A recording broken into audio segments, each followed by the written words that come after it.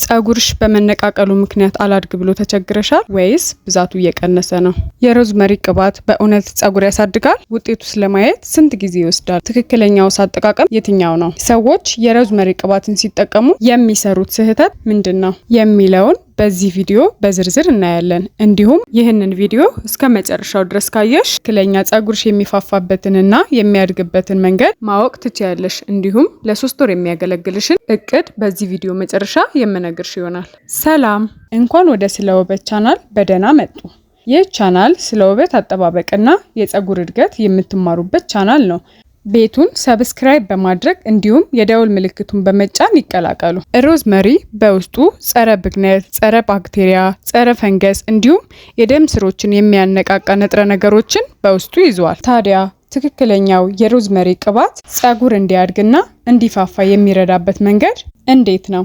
አንደኛ፣ የደም ዝውውርን በማሻሻል እንዲሁም የጭንቅላት የደም ስርን በማነቃቃት የሮዝመሪ ቅባት ጸጉር እንዲበቅል ወይም እንዲያድግ በቂ ኦክሲጅንና ንጥረ ምግብን በመመገብ አዳዲስ ጸጉር እንዲበቅልና እንዲያድግ ያደርጋል። ሁለተኛ፣ የዲኤችቲ መጠን በመቀነስ ጸጉርን ከመርገፍ ይከላከላል። ዲኤችቲ ተብሎ የሚጠራው ሆርሞን ብዙ ጊዜ ጸጉር ለመነቃቀል ይዳርጋል። ስለዚህ የሮዝመሪ ቅባት አንዳንድ ሳይንሳዊ ጥናቶች ይህንን ሆርሞን እንዲቀንስ እንደሚረዳው ያሳያሉ። ስለዚህ በከፍተኛ ሁኔታ የጸጉር ስርን በማጠንከር የጸጉር መነቃቀልን ያክማል ማለት ነው። ሶስተኛ፣ የራስ ቆዳን ጤና ማሻሻል። የሮዝመሪ ቅባት ቆዳን ከተለያዩ ፈንገስና ባክቴሪያ ስለሚጠብቅ ለፎሮፎር እንዲሁም ለቆዳ እብጠት እንዳይጋለጥ ይረዳል። ስለዚህ የሮዝመሪ ቅባት ጸጉርን የሚረዳበትን መንገድ እንደዚህ በዝርዝር ካየን፣ አሁን ደግሞ እድገቱን ለማየት ወይም ውጤቱን ለማየት የሚወስደውን ጊዜ በዝርዝር እናያለን። ከዛ በፊት ግን ቪዲዮ እየጠቀመው ከሆነ ሰብስክራይብ እንዲሁም ላይክ በማድረግ የዚህ ቻናል ቤተሰብ እንዲሆኑ ጠይቃለሁ። ሮዝመሪ ቅባት የጸጉርን እድገት ወይም ጤንነት ለማየት ብዙ ጊዜ ከ2 ሳምንት ጀምሮ መታየት ይጀምራል። በዚህ ጊዜ የጸጉር መነቃቀል መቀነስ ወይም ሙሉ ለሙሉ ሊቆም ይችላል። በተጨማሪም ከ3ኛው እስከ 4ኛው ሳምንት ባለ ጊዜ ውስጥ አዳዲስ ጸጉሮች ልክ እንደ ቤቢ ሄር ያለ ጸጉር ቅልሽ ላይ ልታስተውይ ትችያለሽ። ይህ ጊዜ የጸጉር እድገት የምታይበት ጅማሮ ነው። በተጨማሪም ይህ ጊዜ የጸጉር ስሮችሽ የሚጠነክሩበት ጊዜ ነው።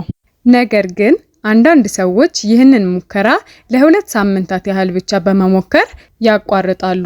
ይህ ትልቅ ስህተት ነው። በሮዝመሪ ቅባት የጸጉርሽን መነቃቀል በማከም እንዲሁም ዛላው እንዲወፍር ወይም እንዲጠነክር በማድረግ ጸጉርሽ ላይ ትክክለኛውን ለውጥ ለማምጣት ከፈለግሽ ኮንሲስታንት መሆን አለብሽ።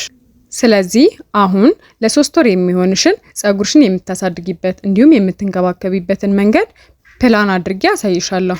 የመጀመሪያው ጸጉርሽን ለመንከባከብ የሚረዳሽን የሮዝመሪን ቅባት ለ1 ወር የሚበቃሽን ያህል ማዘጋጀት አለብሽ። ትክክለኛውን የሮዝመሪ ቅባት አዘገጃጀት ማወቅ ከፈለግሽ ከዚህ በፊት የሰራሁት ቪዲዮ አለ፣ እዛ ላይ ማየት ትችያለሽ። ዛሬ የማሳይሽ ሮዝመሪ ቅባትን የምትጠቀሚበት 2 አይነት መንገድን ነው። የመጀመሪያው ጸጉርሽን ከመታጠብሽ በፊት ሆምሜድ ከሆኑ ሄር ማስክ በመቀላቀል ለምሳሌ የሩዝ ሄር ማስክ፣ የእሬት እንዲሁም የእንቁላል ማስክ ጋር የተወሰነ የሮዝመሪ ቅባት በማዋሃድ ለጸጉርሽ ተስማሚ የሆነውን ማስክ መርጠሽ መጠቀም። በመቀጠል ከ1 እስከ 2 ሰዓት ሸፍኖ አቆይተሽ መታጠብ ትችያለሽ። ይህ ጸጉርሽ ስትታጠቢ በቀላሉ እንዲፍታታ በማድረግ እንዳያያዝ ይረዳል። በተጨማሪ የሮዝመሪ ቅባት በውስጡ በከፍተኛ ሁኔታ ደም ስርን የሚያነቃቃ ንጥረ ነገር ስለያዘ የደም ዝውውርን በማሻሻል በቂ ኦክሲጅን እንዲያገኝ ያደርጋል። በሁለተኛ ደረጃ 4 ጠብታ የሮዝመሪ ቅባት በማድረግ በቀስታ ለ3 ደቂቃ ያህል ማሳጅ ማድረግ። ይህ ድግግሞሽ በሳምንት ከ3 እስከ 4 ቀን ውስጥ ብታደርጊ ጸጉርሽ እንዲፋፋና የጸጉር እድገት እንዲጨምር ያደርጋል። ነገር ግን ጥሩ ውጤት ለማየት ድግግሞሽና ትዕግስት ያስፈልጋል። የብዙ ሰው ትልቁ ስህተት በመሰልቸት እና ለ2 ሳምንት ብቻ ሞክሮ በመተው አስደሳች ውጤት ማየት አይችልም። ስለዚህ ጸጉርሽ ላይ ጥሩ ውጤት ለማየት ጥሩ ነው የተባለውን ቅባት ብቻ እየሞከሩ ከመተው ትክክለኛውንና ጥሩ ውጤት ለማየት ለጸጉርሽ ተስማሚ የሆነውን ቅባት መርጠሽ ቢያንስ ከ6 እስከ 8 ሳምንት በዘረዘርኩልሽ መንገድ ሞክረሽ ማየት ይኖርብሻል። ነገር ግን ሁሉንም ለ2 ሳምንት እየሞከርሽ የምትተይ ከሆነ የምትፈልጊውንና አስደሳች ውጤት ማየት አትችይም ማለት ነው። ነገር ግን 95% ትዕግስትና ኮንሲስታንሲ ካለ አያድግም የሚባልና ጤናማ የማይሆን ጸጉር የለም። ግን አንዳንድ ጊዜ ከጤና እክል ጋር ተያይዘው የሚመጡ የጸጉር መነቃቀል ስለሚኖር ይህንን ሙከራ አይተው ለውጥ ከሌለ ሕክምና በመሄድ አስፈላጊውን ሕክምና ማድረግ ተገቢ ነው። ተጨማሪ ስለ ውበት አጠባበቅና የጸጉር እድገት ቪዲዮዎችን ለማግኘት ሰብስክራይብ በማድረግ ይቀላቀሉ። የዛሬ ቪዲዮ ይህንን ይመስል ነበር። በቀጣይ ቪዲዮ እስክንገናኝ ቸር ቆዩልኝ።